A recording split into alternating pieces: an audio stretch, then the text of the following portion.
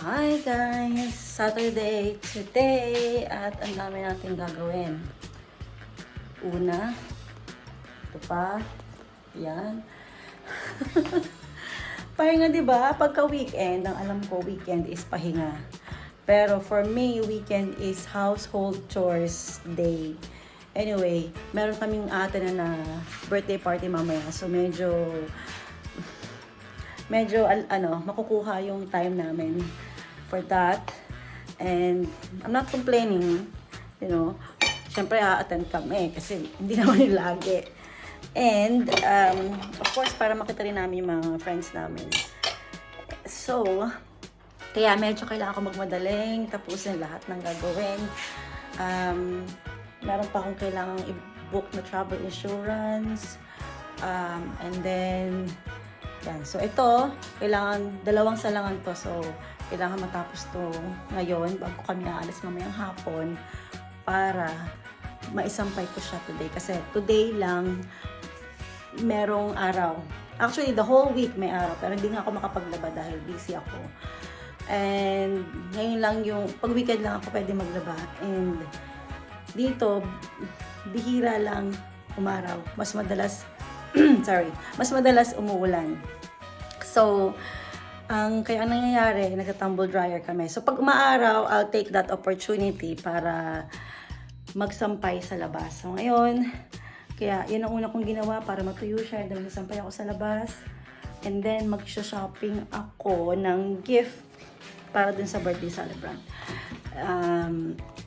Kaya, yun ang next kong gagawin. And then, tayo ay, ano pa ba? Yung kailangan kong mag-car wash. Hindi dahil sa, sa gusto ko lang. Pero, necessity siya. Dahil super dumi nung umulan, last time, 3 days ago na siya.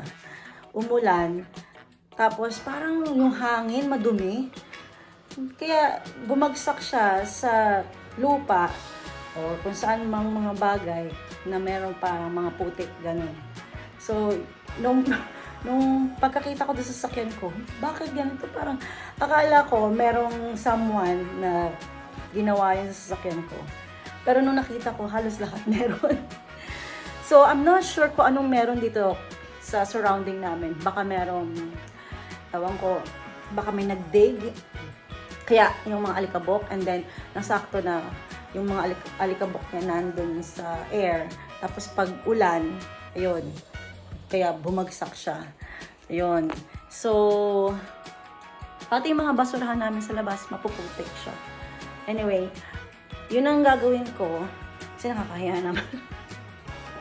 Paalis kami, mata kami sa kaibigan ko. Tapos gano'n makasabihin, ano ba naman ito sa tube? Hindi mo lang nilinisan yung sasakyan niya. Anyway, so yan ang gagawin ko. And then, gosh, ang dami pa. Okay, mamaya ulit.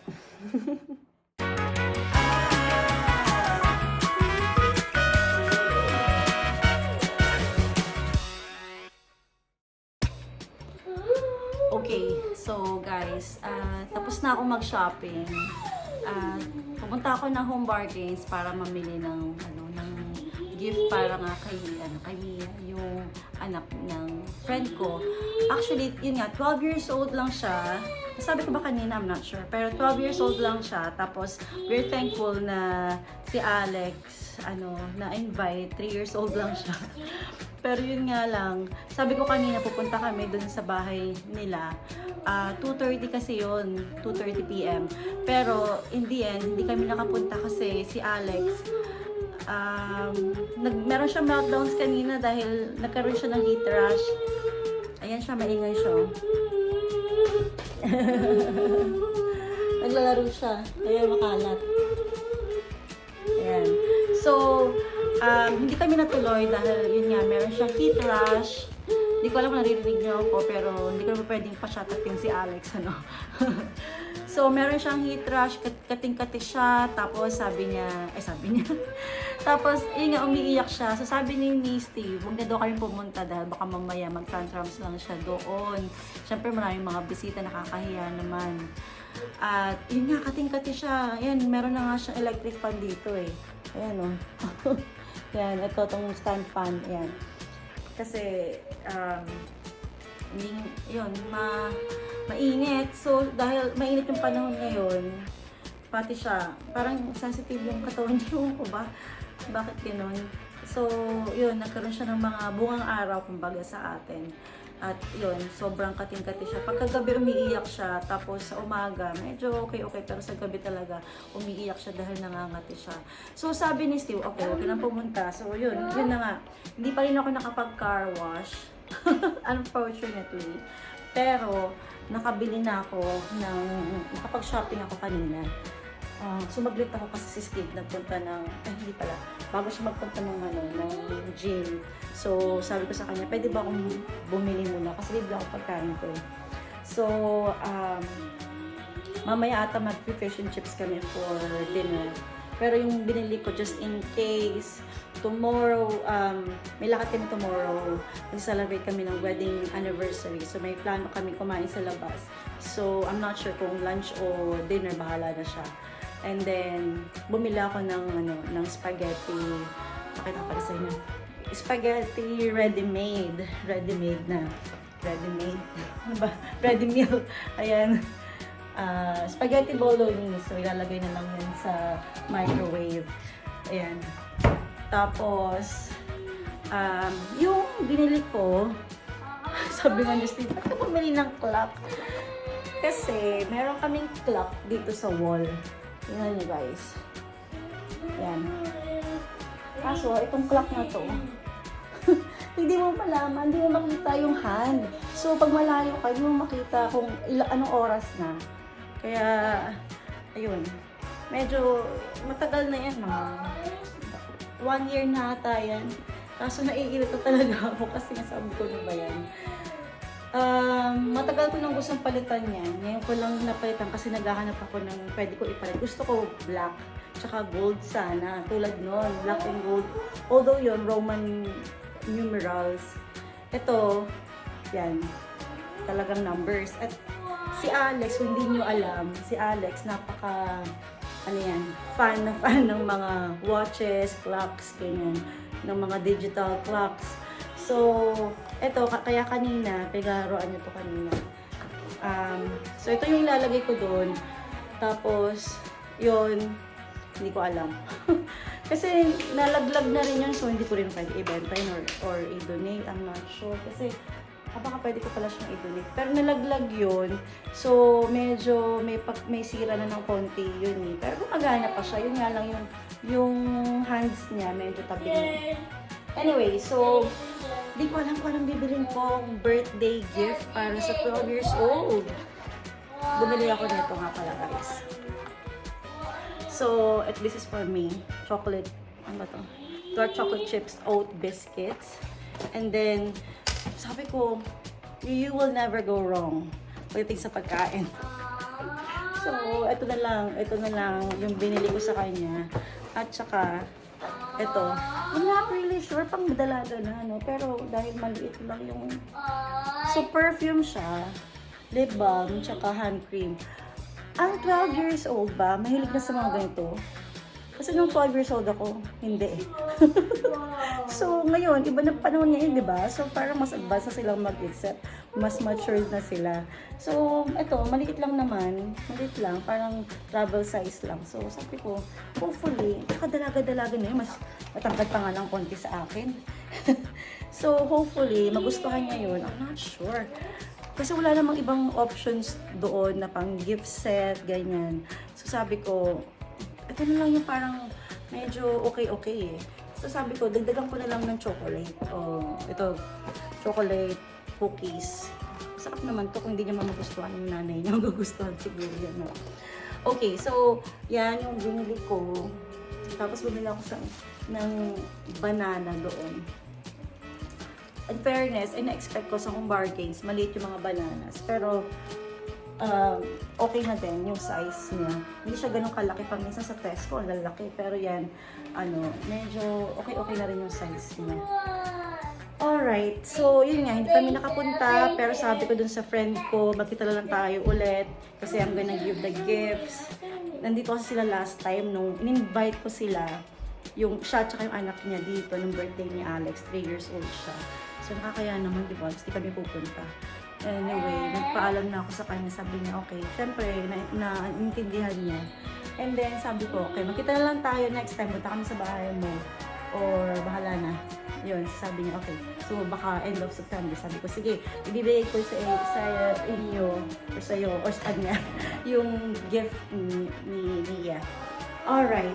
So, meron pa akong liligpitin dito. Ay, sorry. Hindi pala liligpitin. Lilinisin. And guys, ngayon na lang yung maaraw. I think bukas uulan eh. According sa weather forecast. Tignan nyo guys. Ito yung second kong sinampal. Second batch kong sinampal.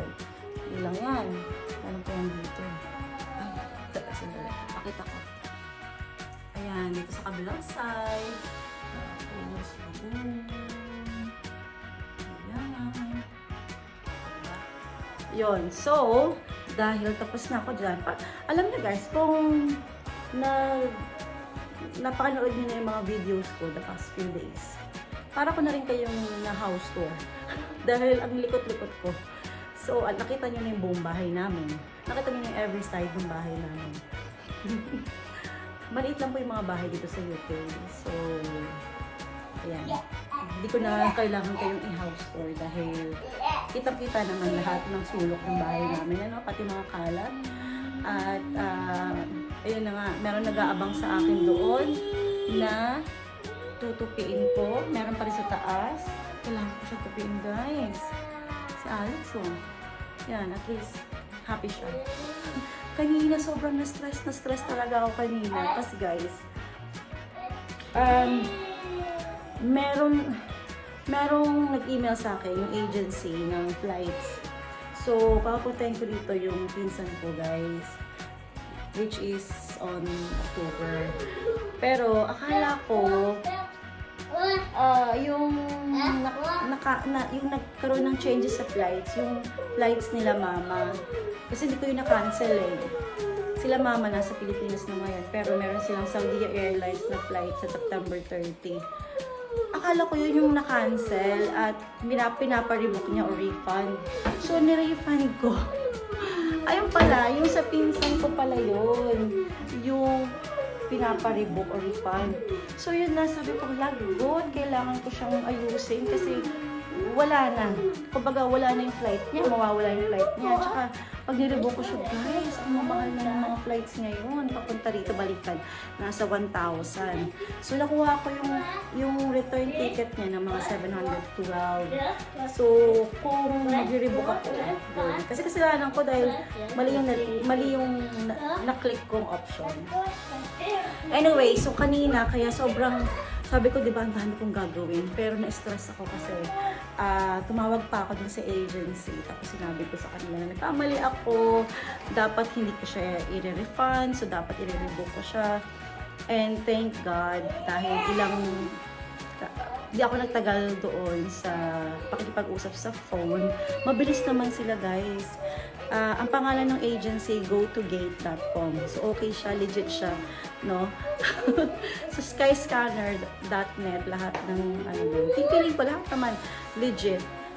Anyway, so, mabilis lang, Sunday ngayon, mabilis lang yung transaction namin. Tapos, ayun, na-rebook na niya ako. Buti na lang, kasi nga mga few hours ago pa lang, na-refund ko siya. Ni-request ko siya for refund. So, at least hindi pa nila pina-process yun, siguro dahil Sunday, I'm not sure. Pero sabi kasi, it takes 15 days. So, good thing, sabi sa akin, okay, so ika-cancel natin yung refund request mo and then, i-rebook natin. Tapos, ang bilis lang, yun, na-rebook na agad. So, yun, stress-free na ako doon. Pero, Saturday, guys, oh my gosh. Okay, so, tama na ito pag-vlog ko. So, meron akong mga clips na nung papunta ko kanina sa Home Bargains, papakita ko sa inyo yung itsura nung home bargains nung pinagagawa ko doon. And so yun na muna, ang haba-haba kong magkwento. Okay, see you later.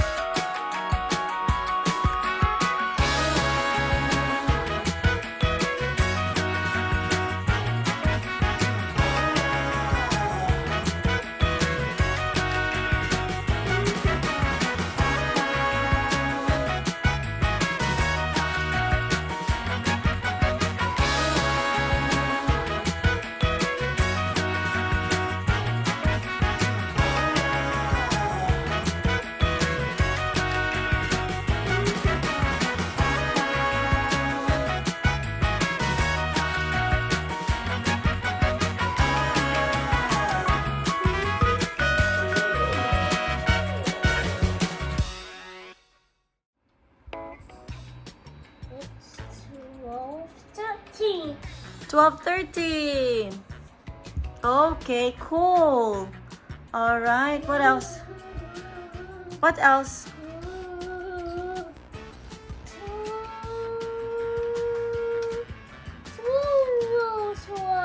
12 o'clock. Oh, see? 12 o'clock. Okay. Roman, ano pa yan? Roman numerals. is one.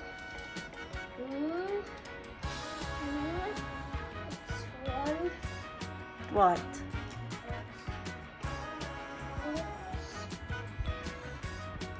Twelve. 12. 28. 28. Oh, di ba? 12, 28. Okay. Yes. Magpapa-cleaning ako ngayon.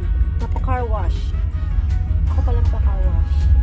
So, pupunta ako ngayon dyan lang sa malapit para i-wash itong sakyan dahil nga puro dumi.